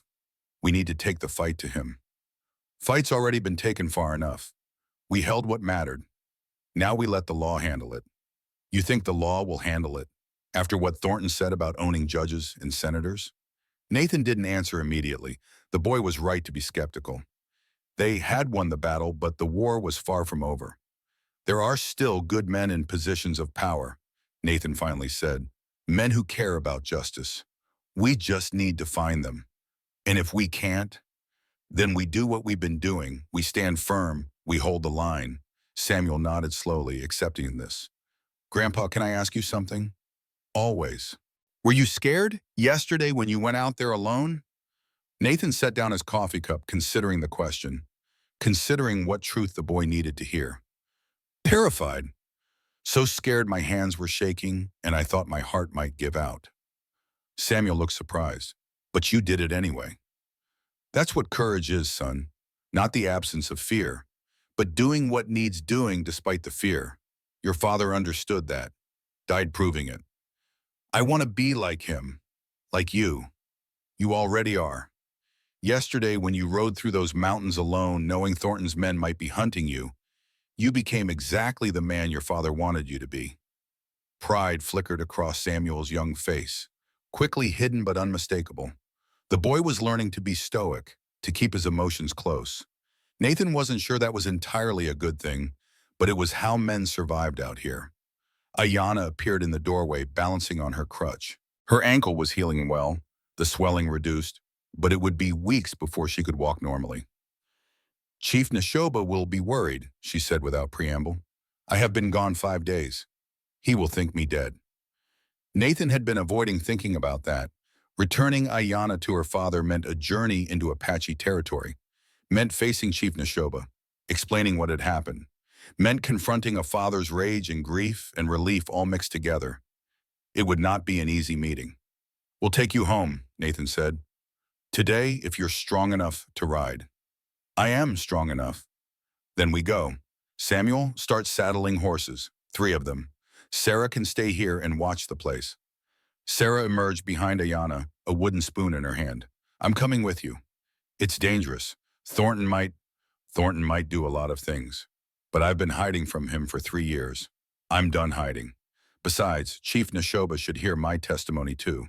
He should know the full scope of what Thornton planned. Nathan studied her, This woman who had found her courage in the midst of chaos. She was right. Neshoba needed to hear everything. All right, 4 horses then. We leave in an hour. They rode out as the sun climbed higher, 4 riders moving southwest toward the Apache lands. Samuel rode point, his young eyes sharp for any sign of danger. Sarah and Ayana rode together, talking in low voices about shared experiences Nathan could only imagine. Nathan brought up the rear, rifle across his saddle, eyes constantly scanning. The land changed as they traveled. The scrub land gave way to rockier terrain, then to the foothills of mountains that rose like ancient sentinels. This was Apache country, had been for generations before any white man arrived. Nathan felt like an intruder, riding where he had no right to be. But he had been invited. The turquoise necklace at his throat was his passport, the symbol that Thomas had died honorably in the eyes of the people who lived here. Around midday, they were met. 5 Apache warriors emerged from cover so smoothly it seemed like they had materialized from the rocks themselves. They were young, perhaps 20 to 25, armed with rifles and wearing a mixture of traditional dress and items taken from the white world.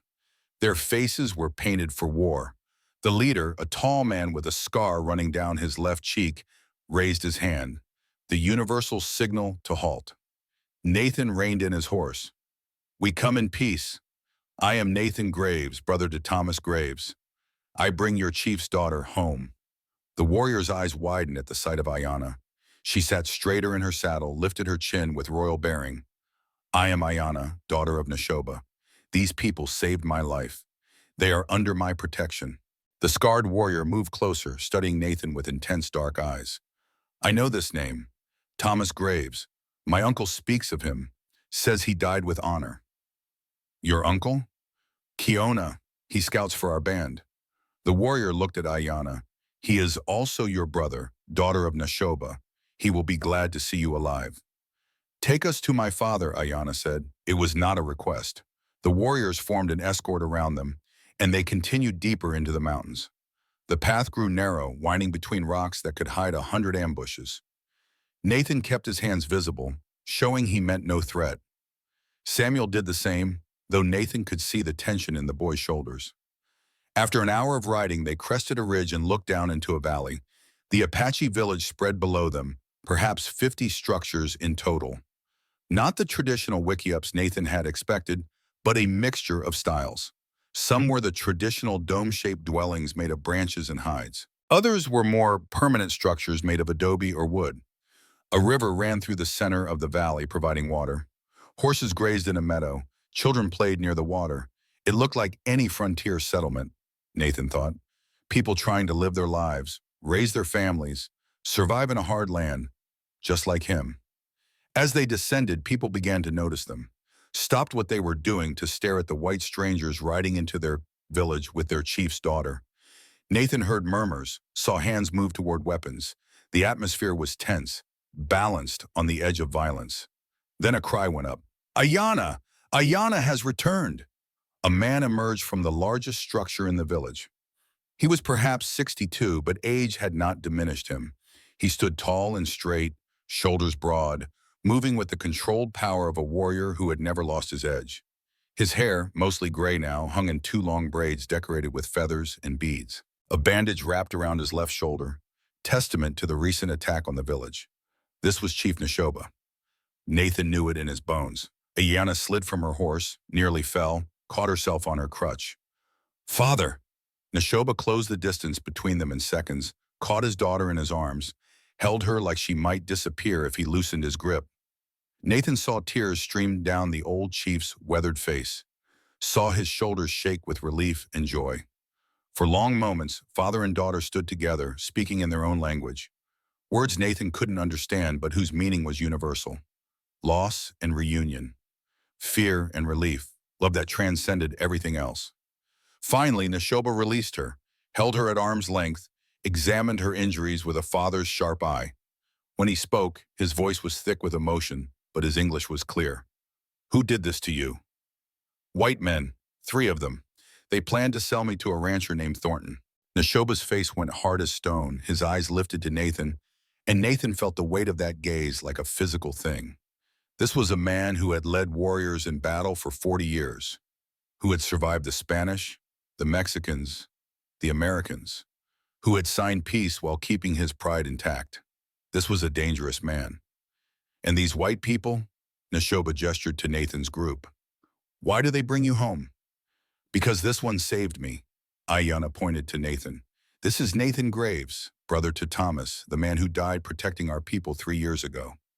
Recognition flickered in Neshoba's eyes. He stepped forward, studied Nathan closely. I remember Thomas Graves, good man, brave man. He fought 4 raiders to save my cousin's family. Killed 2, the others killed him. We buried him with warrior honors. I know, Nathan said quietly. You sent me his possessions. And this. He touched the turquoise necklace. Yes. I told Thomas's spirit that his people would remember him, that Apache would honor his name. Neshoba's eyes narrowed. Are you a warrior like your brother? I was, a long time ago. And now? Now I'm just an old man trying to keep a promise. What promise? To protect Thomas's son, to teach him to be a good man, to stand for what's right even when it costs everything. Neshoba studied Samuel, who sat his horse quietly, meeting the chief's gaze without flinching. This is the son? Thomas's son, yes. My grandson. He has brave eyes, like his father. Neshoba looked back to Nathan. You risked your life for my daughter, Witchi, because it was the right thing to do. Many white men do not care about right and wrong when it comes to Apache. I'm not many white men. A hint of a smile touched Neshoba's stern face. No, I see that. You are like your brother. He turned to the gathered villagers, raised his voice. This man and his family are honored guests. They will have food, shelter, protection. Anyone who harms them answers to me. The tension in the village eased. People returned to their activities, though many still cast curious glances at the white strangers. Neshoba invited them into his lodge, a structure larger than the others, with walls decorated with painted hides and weapons. A fire burned in the center. They sat in a circle around it, traditional hospitality that transcended cultures. A woman brought food, venison, cornbread, and berries. They ate in silence at first, the Apache way of showing respect. Only when the meal was finished did Neshoba speak again. Tell me everything, from the beginning. Nathan told it all, finding Ayanna near death, taking her in, the attacks, Marcus Webb's betrayal and redemption, Samuel's ride to Fort Union, the treaty, Thornton's threats, Sarah's courage. Neshoba listened without interruption, his face revealing nothing. But Nathan saw his hands clench when Nathan described Ayanna's injuries, saw his eyes flash with rage when Nathan mentioned the trafficking scheme. When Nathan finished, silence hung heavy in the lodge. This Thornton, Neshoba finally said, he wanted to use my daughter to start a war, to break the peace treaty so he could steal our land. Yes, and he would have succeeded. If you had not helped her, if the boy had not found the old treaty, war would have come. Many would have died. Yes, Neshoba stood, walked to the fire, stared into its flames. When he spoke, his voice was heavy with old pain. I have fought white men for 40 years, fought the Spanish before that. I have buried 3 sons, 2 wives, countless brothers. When your government offered peace, I wanted to refuse. Wanted to keep fighting until we drove all invaders from our land.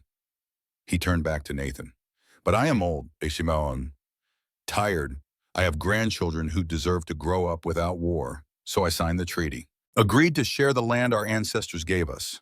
And now I learn that even this small peace, this compromise, was too much for men like Thornton. Not all white men are like Thornton, Nathan said. No, some are like Thomas, like you, but there are not enough of you. Maybe, but we're working on that. Neshoba almost smiled. You speak like a man who still has hope. I lost mine years ago. Then maybe it's time to find it again. Because we have something Thornton doesn't. We have the truth, and we have proof. The treaty you signed is legal and binding. The land cannot be sold. If we can get this to the right people in the territorial government, to federal authorities who aren't corrupt, we can stop Thornton. We can make the peace hold. You believe this? after seeing how your people treat treaties with Apache? I believe it's worth trying, because the alternative is war, and war means Samuel grows up in a world where violence is the only answer. Where men like Thornton win because good men don't fight hard enough. Neshoba studied him for a long moment. Then he sat back down, his decision made. Very well, I will support this. We'll testify if needed. We'll bring other chiefs to speak. We will show your government that we want peace, that we are not the savages they claim. Thank you. Do not thank me yet. Men like Thornton do not surrender easily. He will fight this, with lawyers, with money, with influence, perhaps with violence. Let him fight. We'll fight back. You speak bravely for a man who is not young anymore. Nathan smiled grimly. It just means I've survived this long. I intend to keep surviving. They talked through the afternoon, planning their approach. Sarah provided details about Thornton's operations, names of other victims, dates, and locations that could be verified. Samuel produced the treaty, carefully unrolling it for Neshoba to see. The old chief traced the words with his finger, his face unreadable. My father's father signed a treaty once. The white men ignored it, took our land anyway. Why will this be different? Because we won't let them ignore it, Samuel said, surprising everyone with his vehemence. Because we'll fight. In courts, in newspapers, everywhere. We'll make so much noise they can't ignore us. Neshoba looked at the boy with new respect. You have fire, grandson of Thomas. Good. You will need it. As evening fell, Neshoba insisted they stay the night. It would be dangerous to travel after dark, and besides, there was a ceremony he wished to perform. They gathered around a large fire in the center of the village. The entire community attended, perhaps 200 people. Drums began to beat, a rhythm that seemed to come from the earth itself. Neshoba stood before the fire, resplendent in ceremonial dress.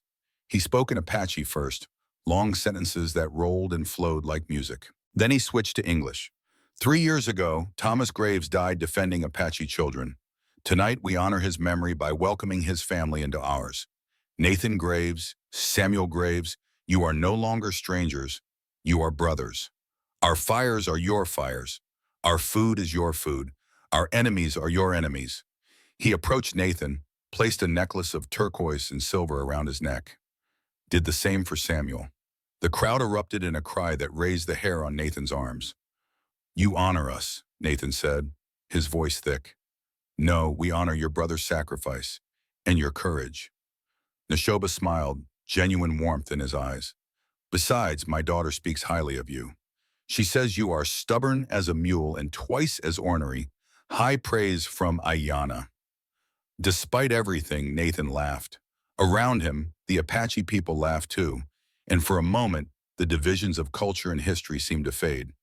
They spent the night in comfort, sleeping in a guest lodge. Nathan lay awake long after the others had drifted off, listening to the sounds of the village settling for sleep. This was enemy territory, according to some. These were the people he should fear, according to men like Thornton. But all Nathan felt was a strange sense of peace. These people had welcomed him, honored him, accepted him, not because of his skin or his language, but because of his actions. Maybe that was how the world should work. In the morning, Neshoba surprised them. I will ride with you to the territorial capital. We'll bring 5 warriors. We will face your government together. Show them that Apache want peace or by my boss. That's a long journey, Nathan warned, and possibly dangerous. All life is dangerous, but this is necessary. They left the village at dawn, now a party of 10. Neshoba, 5 warriors including Kiona, who turned out to be Ayanna's brother and embraced Samuel like a long-lost friend, Nathan, Samuel, Sarah, and Ayanna, who insisted on coming despite her injury. I am the proof, she said when Nathan protested. I am the one who was taken. My testimony matters most. She was right, of course. They rode east towards Santa Fe, the territorial capital. It was 3 days of hard travel, and they drew stares at every small settlement they passed. A group of Apache riding with white people was unusual enough to be remarkable. On the second day, they were met by a detachment of cavalry, 10 soldiers led by a young lieutenant who looked nervous at the sight of armed Apache. State your business, the lieutenant demanded, hand on his pistol. Neshoba rode forward calmly. I am Chief Neshoba. We ride to Santa Fe to meet with the territorial governor. We have information about illegal land seizures and treaty violations. The lieutenant blinked. You speak English? Yes, I also speak Spanish, French, and 3 Apache dialects. Does this surprise you? I did. No, I mean, yes, I didn't. You did not expect savages to be civilized? Nashoda's tone was mild, but his eyes were sharp. Perhaps you should examine your expectations. Nathan intervened before the situation escalated. Lieutenant, I'm Nathan Graves. This is official business. We need to reach Santa Fe. Will you escort us or let us pass? The lieutenant considered, clearly out of his depth. Finally, he nodded. We'll escort you for your protection. Of course, for our protection. They arrived in Santa Fe on the evening of the 3rd day. The territorial capital was bustling, a mixture of Spanish colonial architecture and newer American construction. People stopped to stare at the unusual procession, Apache warriors riding peacefully through the streets. Nathan led them to the office of Territorial Governor Edmund Ross. It was late, but lights still burned in the windows. Someone was working. Nathan dismounted, approached the door. A guard blocked his path. Office is closed. Tell the governor that Nathan Graves is here with Chief Neshoba. We have information about Caleb Thornton that he needs to hear. The guard disappeared inside, returned a few minutes later, looking shocked. The governor will see you. All of you. They filed into a large office decorated with maps and territorial seals.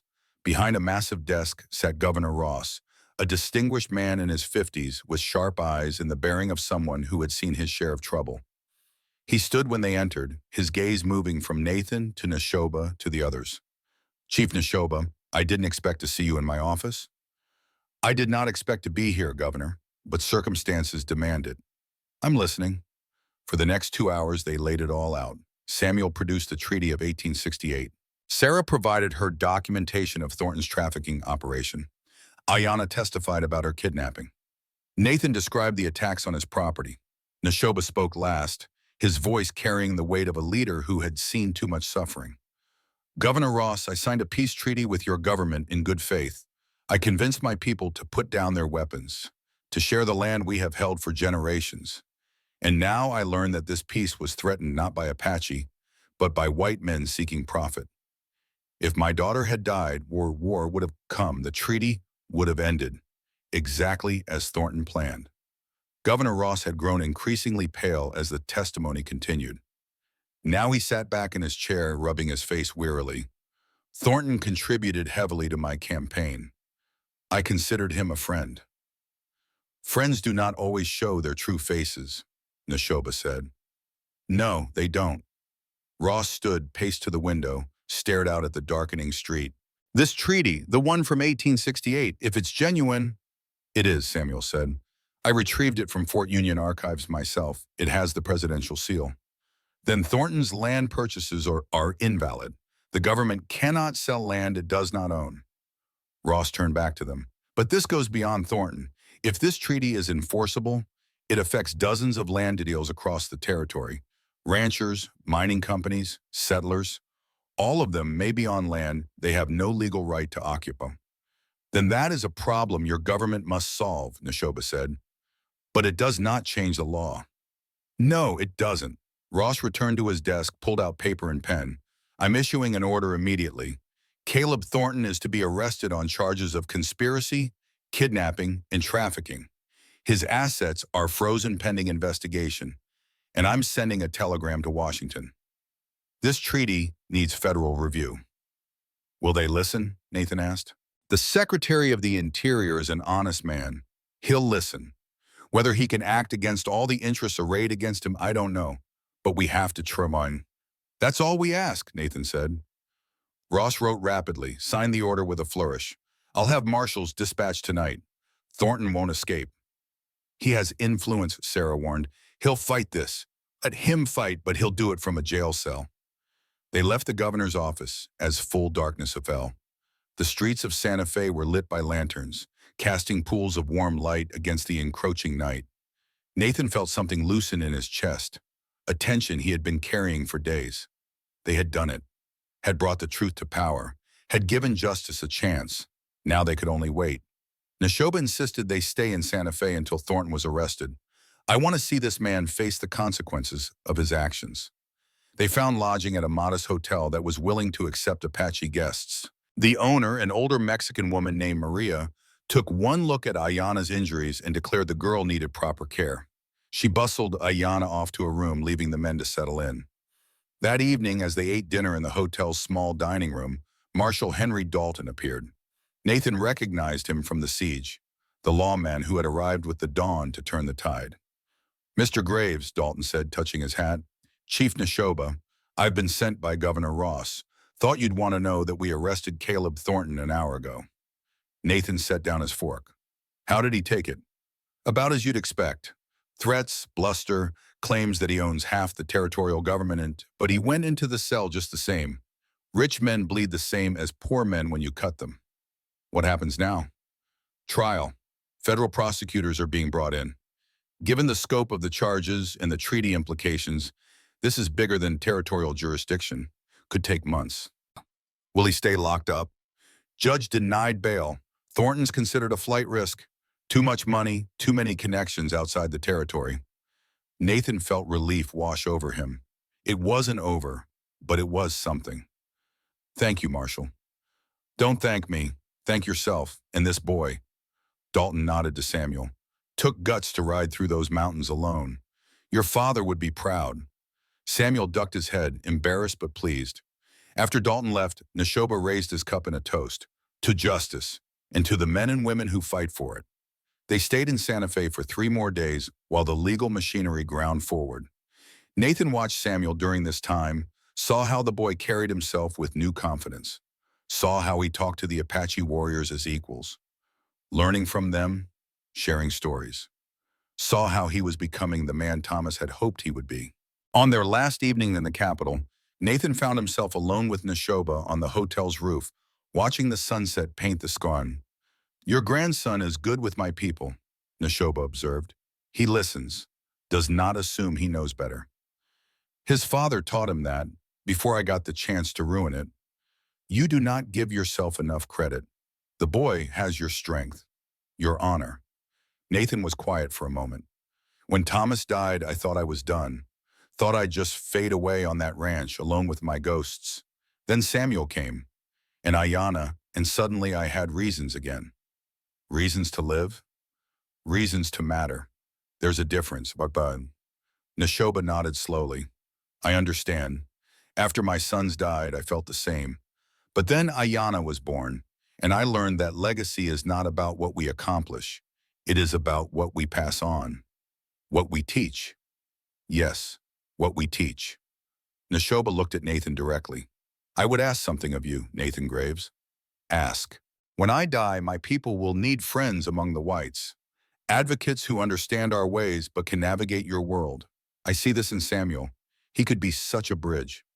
You want me to encourage him? I want you to teach him about both worlds, so that when I am gone, when you are gone, the peace we fought for has someone to defend it." Nathan felt the weight of what Neshoba was asking. It was more than just teaching Samuel about treaties and law. It was about raising him to be the kind of man who could stand between two cultures, who could translate not just words but understanding. It was a heavy burden to place on young shoulders.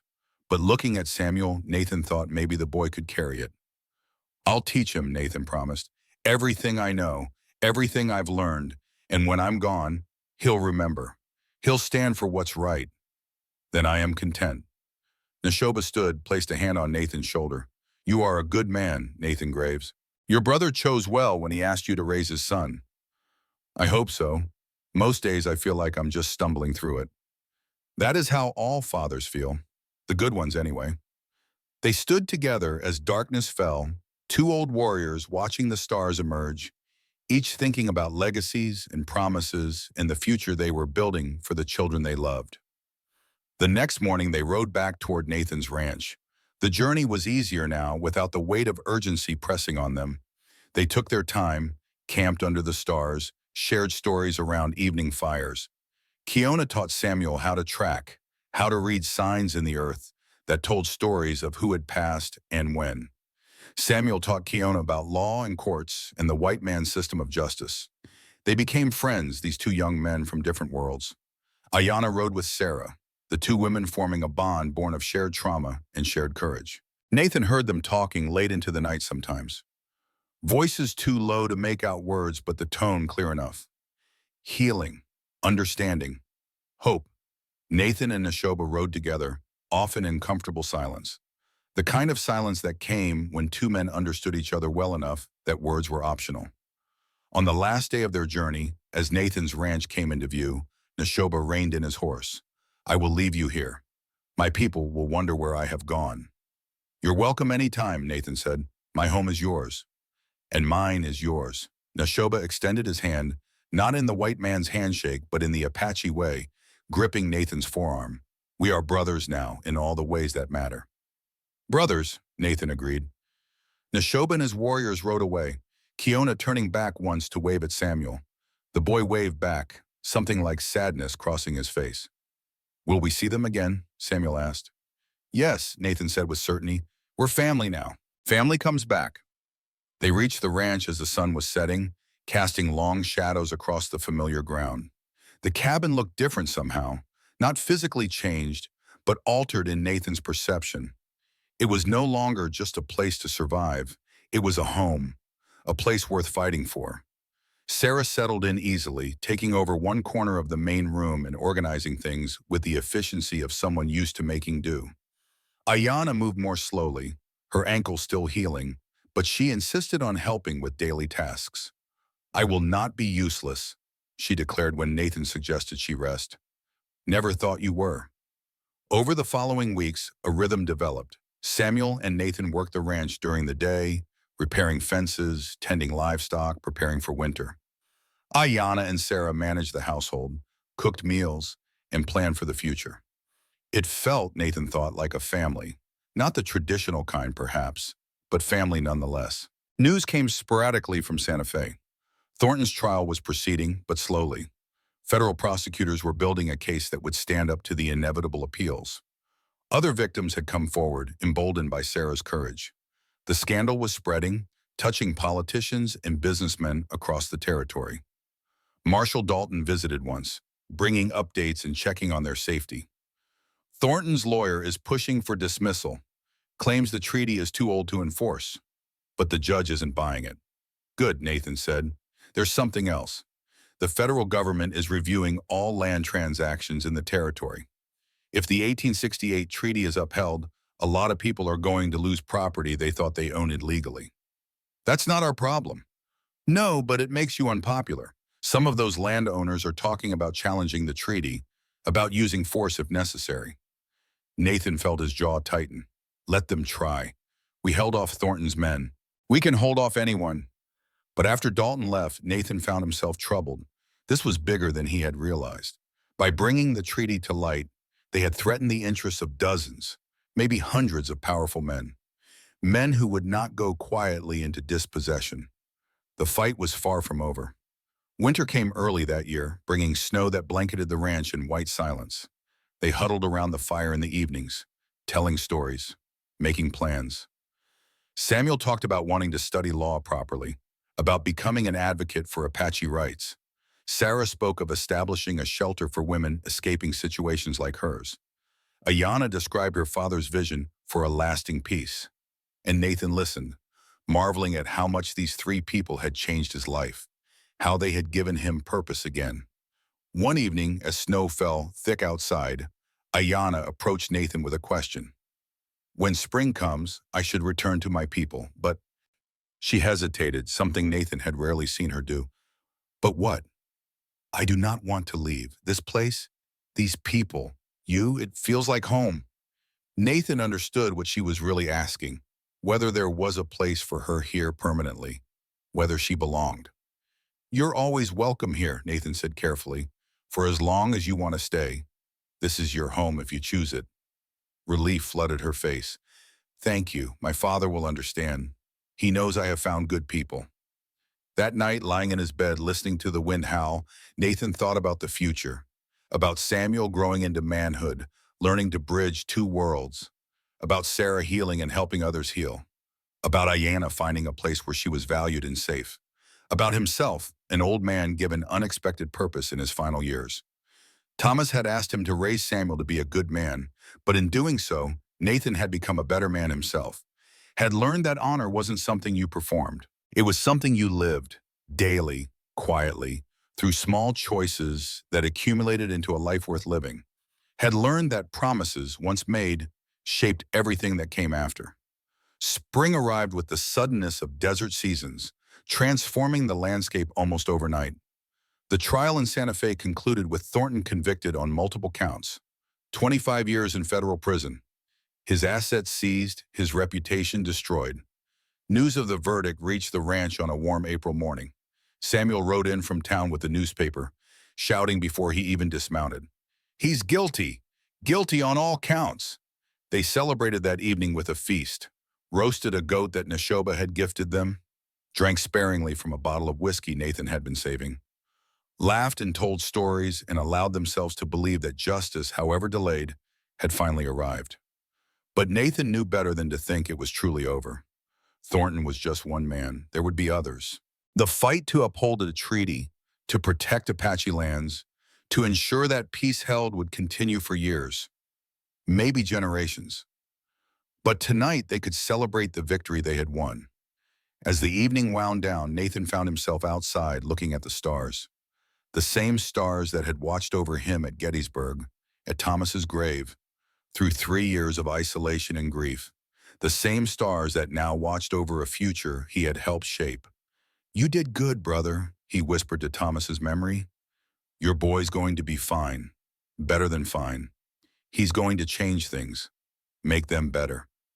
The wind carried his words away, and Nathan felt, perhaps for the first time since Thomas died, something like peace settle into his bones. The last promise had been kept.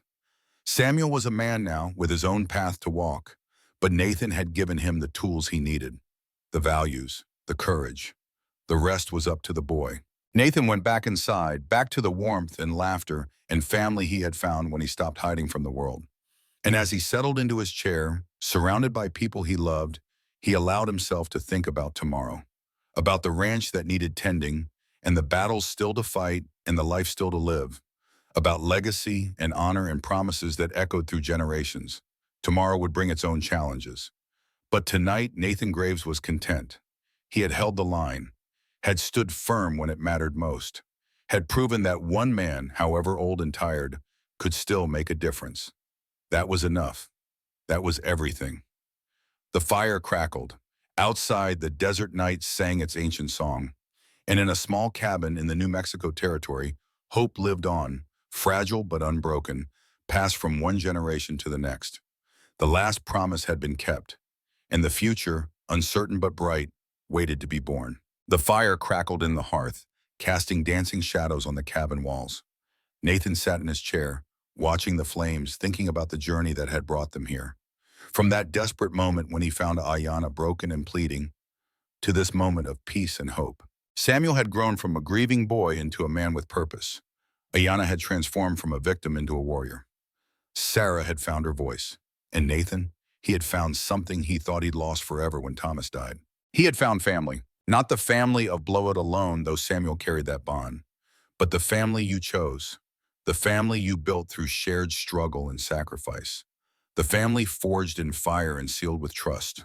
Outside, the desert night was cold and clear. Stars wheeled overhead in their eternal dance. Somewhere out there, Marcus was riding toward whatever redemption looked like. Thornton sat in a cell, his empire crumbling. The territory was changing, slowly, imperfectly, but changing nonetheless. And here, in this small cabin on land that legally belonged to the Apache but felt like home, Nathan allowed himself something he hadn't felt in 3 long years. Hope. Hope that tomorrow would be better than today. Hope that the seeds they had planted would grow into something lasting. Hope that Samuel's children, and their children after them, would live in a world where treaties were honored and promises were kept. The fire burned low, the night deepened, and Nathan Graves, old soldier, reluctant hero, keeper of promises, finally let himself rest. The future was uncertain, but it was bright, and it was theirs.